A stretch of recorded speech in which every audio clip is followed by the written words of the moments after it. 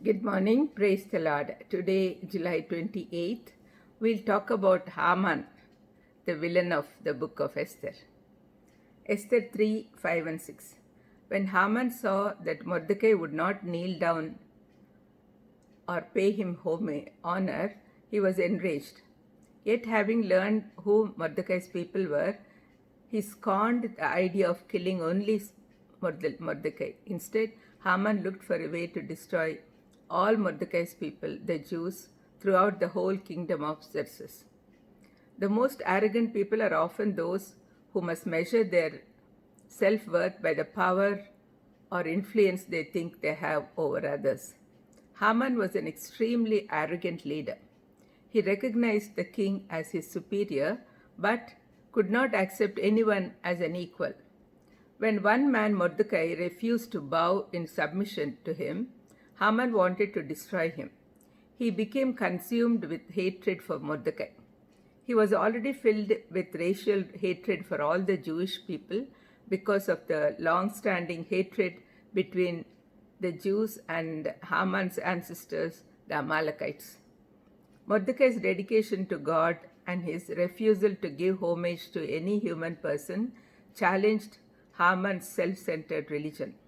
Haman saw the Jews as a threat to his power, and he decided to kill them all. God was preparing Haman's downfall and the protection of his people long before Haman came to power under Xerxes. Esther, a Jew, became queen, and Mordecai's role in exposing an assassination plot indebted the king to him. Not only was Haman prevented from killing Mordecai, he also had to suffer the humiliation of publicly honoring him. Within hours, Haman also died on the pole he had built to execute Mordecai, and his plan to wipe out the Jews was thwarted. In contrast to Esther, who risked everything for God and won, Haman risked everything for an evil purpose and lost.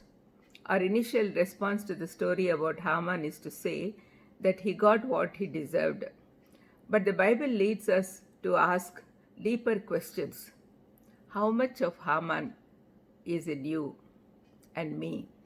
Do I desire to control others? Am I threatened when others don't appreciate me as I think they should? Do I want revenge when my pride is attacked?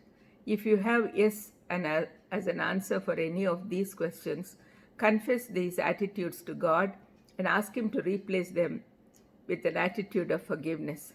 Otherwise, God's justice will settle it. In the case of Haman, the desire to control others and receive honor was his highest goal. He was blinded by arrogance and self-importance, and the result was to plan the slaughter of God's people throughout the empire. The lessons we have to learn from this character is that hatred will be punished, and that God has an amazing record for making evil plans backfire on the planners. Pride and self-importance will be punished.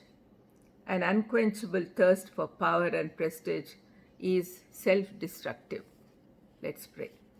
Lord, thank you for teaching us many lessons from this bad character, Haman. Please help us not to be like him. In Jesus' precious name I ask. Amen. God bless you.